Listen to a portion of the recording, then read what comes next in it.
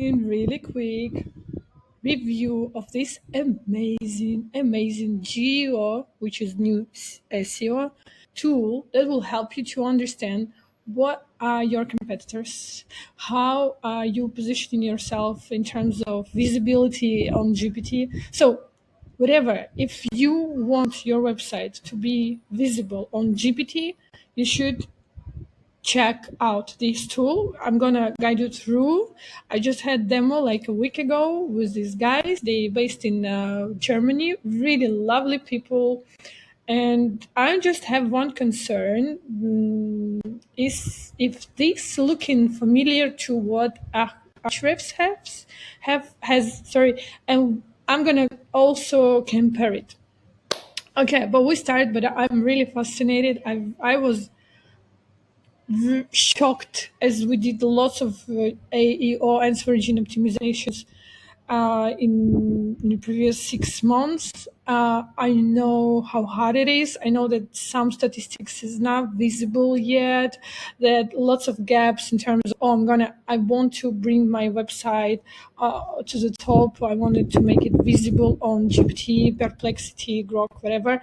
And it's not happening. Why? And the statistics is still not there. It's like it's building up really slowly. The topic is still fresh. This is it. I just wanted to introduce you to this tool. Okay, let's start from the beginning. You go to the workspace, I believe. Yeah, you add a name, you add domain. We're gonna test key2 edu pl. IP address, I would say Poland, or that would be Poland, okay, because this is like Polish customer. Okay, then I can pick up any model I want. Grok, Llama, DeepSeek, Claude, Gemini, AI Overview, Perplexity, GPT Search, and ChatGPT. What's the difference? I'll show you now what's the difference between GPT Search and GPT itself. New chat. Share this tab instead. Like, I want to check courses, SEO in Poland. Okay, if I just press here right now, it's going to be just GPT. If I add here web search, then it's going to be web search. Okay, this is the web search. That's the difference between GPT and ChatGPT search. AI overview and Gemini. When Gemini, you go to Gemini, you actually ask a question, I think, and AI overview when you just ask in Google. Okay, let's go to once you fill this information, you're going to dashboard and you're starting to see a little bit of interesting stats, but wait at least 5 to 10 minutes. It will take up to collect all the information. And prompts. What is prompt? Prompt is a keyword. It's exactly this type of questions that people ask on GPT that connected to your website topic. So a website will give you this platform, Peec.ai, will give you kind of suggestions first here. Okay, you can add some of them like these are suggested mode, yeah, like, okay, I want to pick this, okay, like course, professional IT training, job replacement, blah blah. Okay, and then you will see here the positions. It starts building.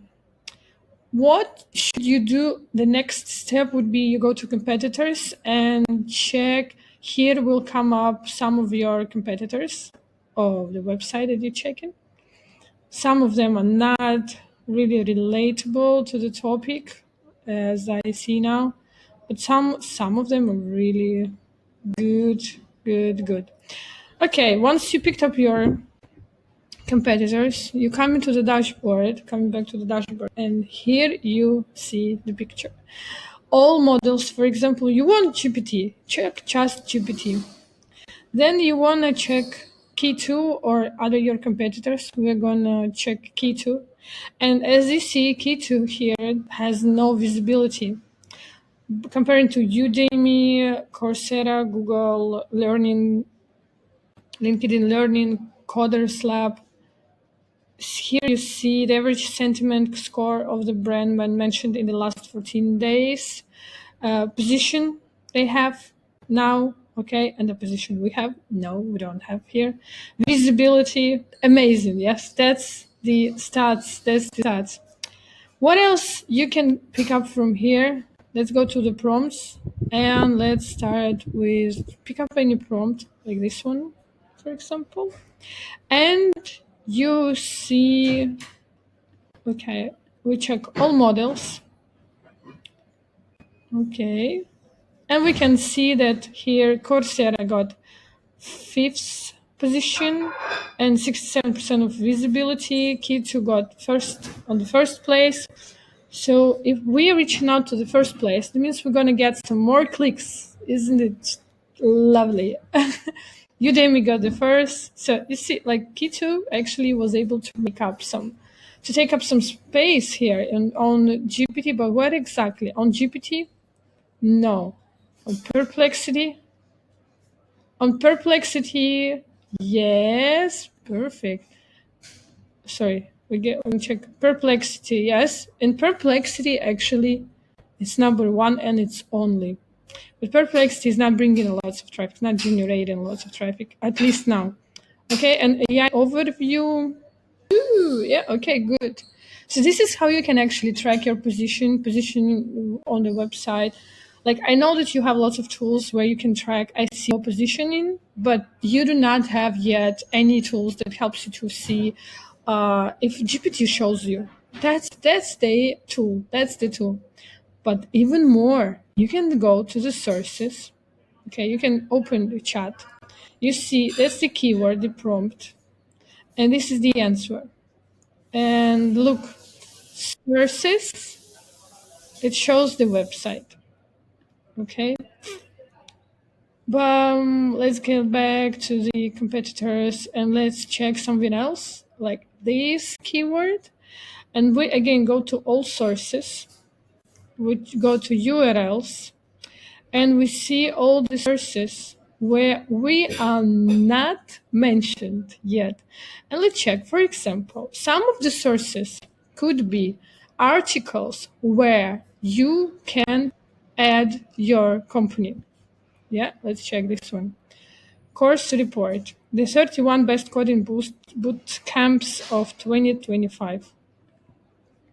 Blah, blah, blah, blah, blah, blah. Okay, then I'm probably okay, no, I'm pretty sure you can add yourself here to this list by contacting with these people, for example. Probably sometimes you have to pay for it. I'm not sure, sometimes no, but here you have all the sources. Why sources are important information to have? First of all, you'll not be able to get it by yourself. You have to know the location, IP location of the person that are looking for this type of information on his GPT. Like, I'm not in Poland. I don't even speak Polish. Przepraszam, nic nie rozumiem, tak? I don't really understand. So, but the website that I'm checking up now has customers from Poland. Okay, so I'm like, okay, how am I gonna check it?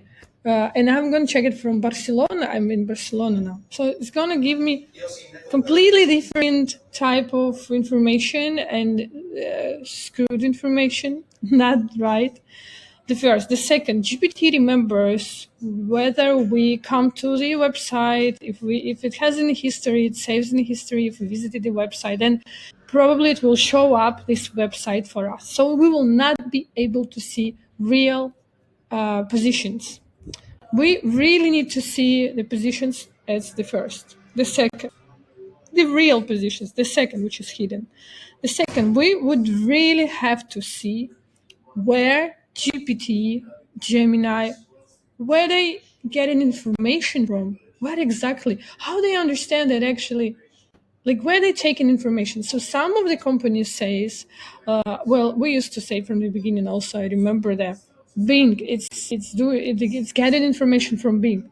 You see, now it's not really it is the truth, but it's not working only this way. You see the real sources here, or where you can still be added, and it will help your visibility. So this is the path, this is the way how you can improve it. I do believe also, don't be mistaken. If you're only doing articles, or you can actually also pick up some articles from your type of articles and post it on your website. But don't get it don't take it as like, okay, I'm gonna just do the listings, I'm gonna put my articles, and I'm gonna be visible. That's not the truth. You still have to bring up basic SEO to become visible. Okay, that's not happening overnight. You have to bring SEO team or agency or person, and lots of different stuff. If your website is broken, it's not visible for being for Google, not yet, and it will be really hard to build visibility. Okay, but it definitely shows you information where you can start with to understand what's happening, to understand where you can go, what you can write. I've seen lots of LinkedIn articles. I've seen lots of listings. I've seen places where you can take this information as a content plan for your company, and use it as a content plan. You can use this information also to understand your real competitors and how to outstand them. This is it. I'm really happy you have this information, but let's now jump to the you see that it's showing the competitors level. I really love it. But okay, let's jump to Ahrefs, because Ahrefs has really familiar feature which is called brand radar. I have never tested it yet, but I definitely will try. But for this, I believe you have to have full subscription. And if you've tried, you just comment or do the comment. Please give me some small favor and tell me, is it worth it? What do you think can work better, brand radar from Ahrefs or Peec.ai? Because as I see, let's read it. Okay, Ahrefs gives almost the same picture, like mentions, impressions, competitive share, competitive reach, market share, market reach, almost the same as Peec.ai does. AI search is in one rise, blah blah blah blah blah blah blah blah. Gives the same, but Peec.ai gives more models to check.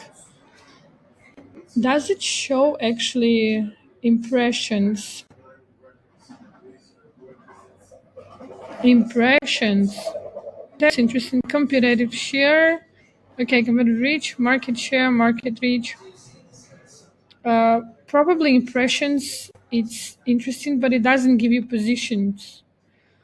Well, then it's slightly different. Look. Find and fill AI visibility gaps, uncover gaps where your brand isn't visible, know what to adapt. You know what to adapt. You know what to do about it. Sorry. There would be the keywords. You know what I still cannot see is that. No, good stuff. I can't really see the positions and that, and sources also. So different. The subscription here would be from 100 euros up to 400 euros, depending on amount of prompts you have, amount of customers if you're a marketing agency. So I really appreciate if you will give me some feedback, comments. What do you think about it? If there are any competitors, do you think this tool is quite cool or it's bad? What's your predictions for the future for GEO, AO, or SEO? And have a good day. So sign up, ask me questions, collaborate.